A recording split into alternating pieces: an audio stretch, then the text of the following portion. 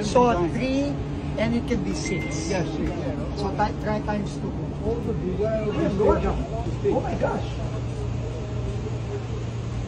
So very good. No, it's so spacious. Anyway. Yeah. But here we have like this here also, or no more? Like these handles for here, no more? So you just but you can stand here, right? Yeah. So 1, 2, 3. Apart from sitting. Ang luwag ah.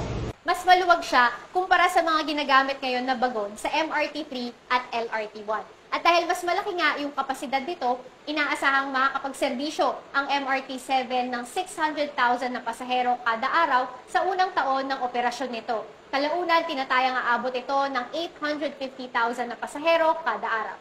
Isa pa sa mga kaibahan ng MRT-7 sa ibang major railway systems na meron tayo ngayon ay yung pang-energize niya. Ito yung ginagamit ngayon pang supply ng kuryente sa mismong mga bagon, itong third rail kung tawagin. Yung mga iba kasi nating mga train lines ngayon, catenary wires, yung nagsusupply ng kuryente sa mga bagon. Yun yung mga parang overhead cables sa taas ng bagon ng tren na usually doon nagkaka-problema din yung operasyon ng tren. Di ba? Meron pa before yung tinamaan ng kidlat, kaya natitenga or natitigil yung operasyon ng train.